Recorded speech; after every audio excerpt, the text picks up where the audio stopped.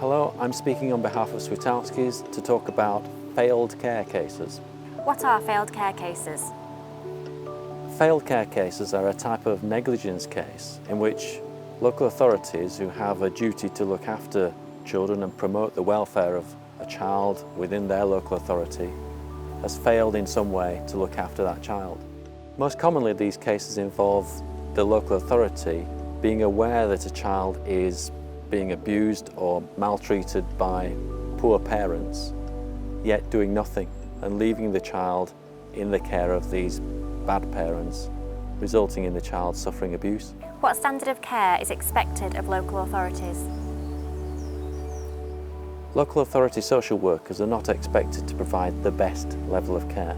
They're only expected to provide a reasonable standard of care, which means that social workers can make mistakes and it can be excusable.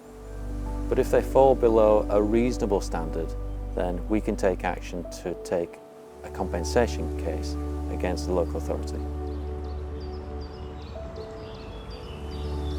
As of today's date, June 2023, the case of Poole Council and CN has made it harder for people taking cases against local authorities to achieve compensation. What that case said was that you have to prove that a local authority has assumed responsibility for a child. So that means that you have to prove that the local authority had taken that child under its wing, under a Section 20 order, or done a heck of a lot to try to look after that child before the local authority can be held responsible. That's different from the situation before the case of Poole, in which any child where social workers had not acted reasonably could take action. So it's a slightly higher standard now than it used to be. That doesn't mean to say that we can't take a case. We'll certainly look at every case and advise you as best we can. In the future, of course, things might change for the better and the law may improve. What sort of evidence do you need to win one of these types of cases? The types of evidence that we need in these cases, it can be quite complex.